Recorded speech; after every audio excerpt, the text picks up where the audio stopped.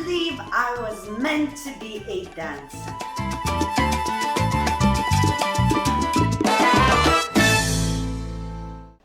Hello everybody, welcome to my channel. Oh my god, I'm losing my voice already. Rasa the dancer is here, but she might not survive this video.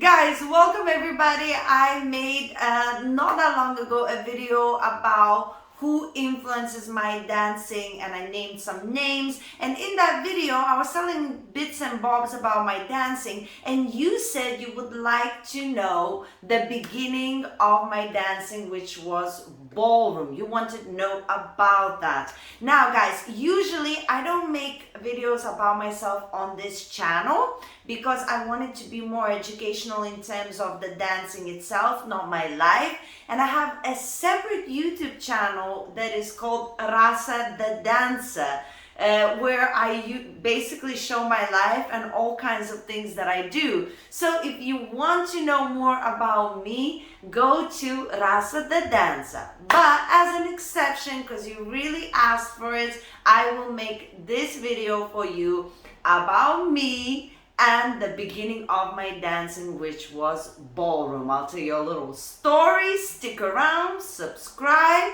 and let's do this. Okay, so before we go into the story, let me just say, originally I'm from Lithuania, a city called Klaipėda. And back in the day when I was a little girl, things were a little bit different. So when you hear something in my story, don't worry, I'm not traumatized.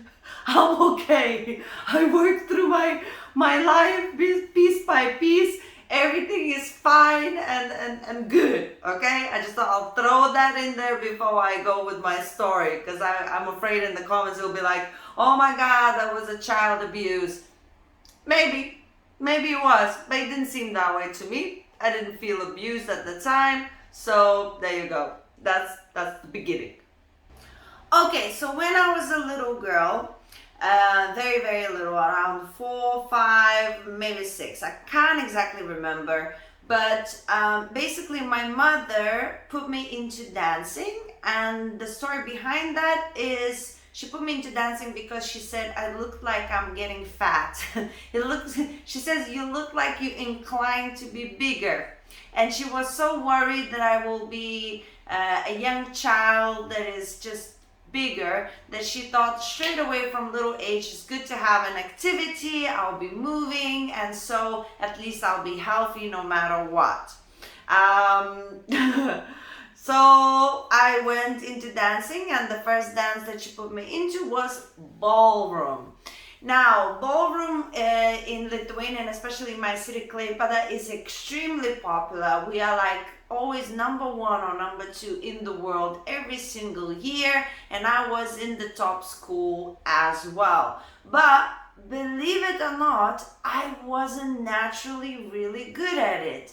I worked really hard. I really loved it. I loved the Latin rhythms and stuff, all kinds of things. I really loved it, and I did competitions and everything. But naturally, I was really tall very quick, and the boys at my age were not that tall at that time. In ballroom, they were all shorter, so they were struggling to find me a partner always. So I never got to experience for a really long period of time, from the beginning to the end, dancing with one person, and so I really struggled, but I loved it. It was my life. It took everything. I practiced every single day to rehearsals and everything, and they were really tough on us. They had like sticks and stuff. I know what it sounds like. It was a different time, Soviet Union and stuff. Oh, look, it seemed all normal to everybody. It was just a different time. We had sticks to use.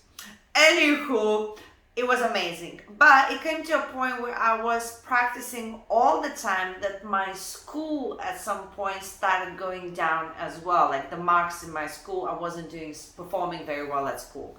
And so my mother went to my dance teacher at the time, and she says, you know, how's Rasa doing, blah, blah, blah. You know, her school is not doing well.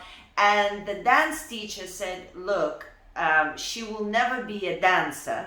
professional dancer. That's just the truth. So if you think she should go and focus more on studies, you should definitely tell her to do so, because she will never be a professional dancer. So all this effort that she's putting in, it kind of could be lost for nothing.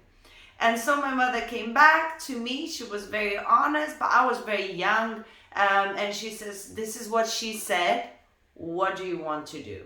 So even though she gave me that choice, I was too young to understand certain things. And I said, well, if that's what she says, I guess the smart thing to do is to study instead and leave dancing. So that was when I left dancing, my one true passion that I loved very much, and I just focused on the studies. Okay, so now when I stopped dancing, I cried every day. I got a huge depression, and I didn't realize I'm getting depressed actually. I was really upset for a really long time. But then, I did other activities. I took up theater, and that was really nice. But then I went to study to UK.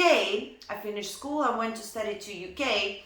And when I went to study to UK, my theater, I left it and my other activities, and I came to UK and I got really depressed. I'm sure I didn't at the time, again, it was a different time. I didn't have any help mentally.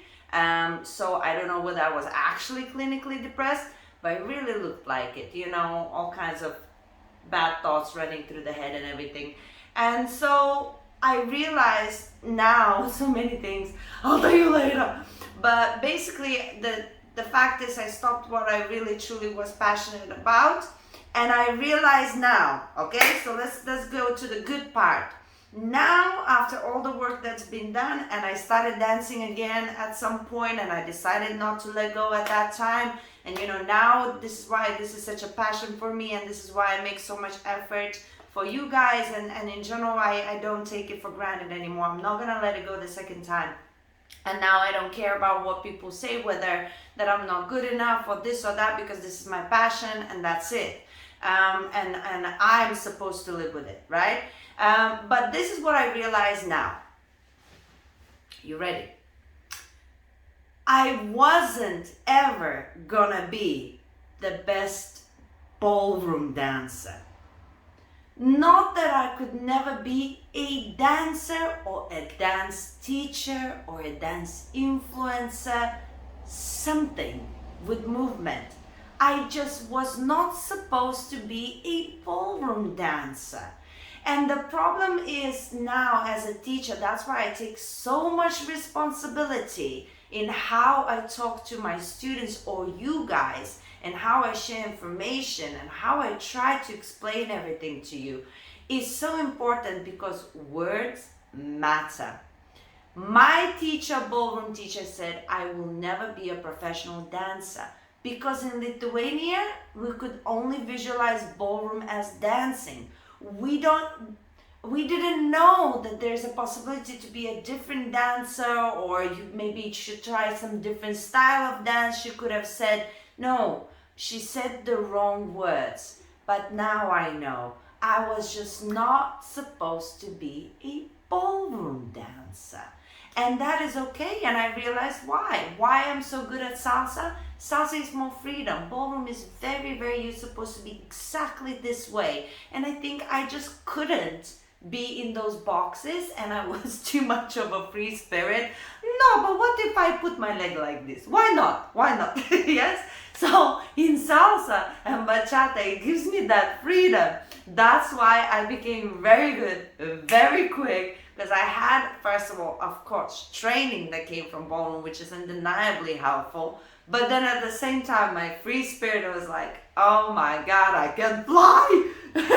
And suddenly I could relate so much to this dance, and suddenly I was like, phew!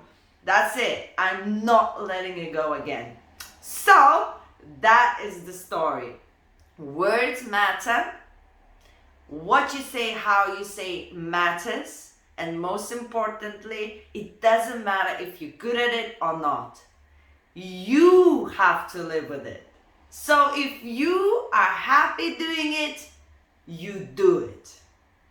There you go, guys. A little bit about me and my story, my beginning of how I started dancing. If you enjoyed this video, if you like watching these kind of videos, go check out my other YouTube channel, Rasa the Dancer. I show you part of my life, different things. So if you enjoy it, if it motivates you, if you just find it entertaining, go visit Rasa the Dancer YouTube channel. Subscribe, keep the support and love coming. I do appreciate you so very much. Now I kiss and I say goodbye.